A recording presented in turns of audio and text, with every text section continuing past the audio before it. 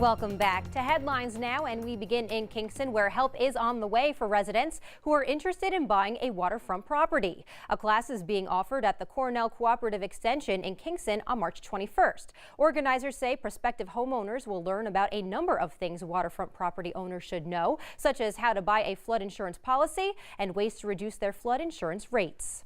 The Ulster Town Board has approved a measure to expand and renovate the fire station on Ulster Avenue. The board recently found that the project will not pose a threat to the environment. Now, final approval of the $3.7 million project is needed for officials to proceed with the plan. A 200-year-old Bible that was promised to a Saugerties church has finally found its way there. The Bible belonged to Catherine Barclay, a Saugerties resident who co-founded the Trinity Episcopal Church in 1831. The Bible was passed on to family members, and recently a relative in Washington, D.C. noticed a letter inside of the Bible promising to deliver it to Saugerties. That relative carried out that promise last Christmas. Restaurant servers and other workers in New York who receive tips are about to get a boost to their bottom line. Tipped workers will soon make $7.50 an hour before tips. Currently, the state of New York pays tipped workers less than the minimum wage. Servers make about $5 per hour. Labor officials say the pay increase will take effect in December. Everything has gone up in price, so I think, the workers getting increased in wages is important so they can survive.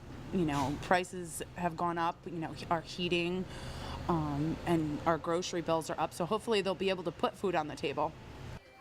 Kingston School Superintendent Paul Padalino says schools are running out of funding options. The Alliance for Quality Education and the United Federation of Teachers recently held a forum at Clifford Middle School. Participants discussed the education budget and said Governor Andrew Cuomo is cutting back on the $2.2 billion needed from Albany to make ends meet.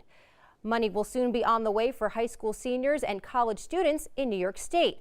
The Ulster County Fair is awarding 7 scholarships totaling $1,000 each to current students. Officials say the students must be active at the Ulster County Fair. The deadline for submissions is April 10th. Repair work has been completed on a ruptured pipe in Midtown Kingston. Water Department officials say the main break on Frog Alley cut water service to a city firehouse and 2 neighboring businesses on Wednesday. The rupture spewed thousands of gallons of water onto the street before being shut off. Officials say there was never a water emergency and the water was always safe to drink. Well, unfortunately, it closed off the whole Frog Alley on both ends, so it's really eliminating people from being able to come in from the Schwank Drive side. So we've been kind of slow this morning because of it, and it shut off the water to the bakery. Fortunately, we have water in the restaurant side because we get fed from the North Front Street side. Speaking of water main breaks, Kingston Water Department officials say the total cost for repairs to the Sawkill Creek ruptured water line is $250,000, and that includes overtime pay. The transmission water line, which carries water from Woodstock's Cooper Lake Reservoir to a filtration center, then to the Binewater Reservoir, broke early last week. Water levels fell from 12 million gallons to 6 million when the break occurred. However, the level has now risen to about 8.5 million. Finally, the Hurley Town Board is endorsing Scenic Hudson's effort to expand the cleanup of PCBs in the Hudson River. Since 2010, General Electric has been dredging the upper Hudson River to eliminate soil contaminated by the company when they dumped PCBs into the water between 1947 and 1977. Officials say the contaminants have moved downriver and are affecting local recreation and commercial activity like fishing. That's all the time we have for tonight. Thank you so much for joining us. I'm Amy Greene. Tune in next week for another edition of Hudson Valley Week in Review. Good night.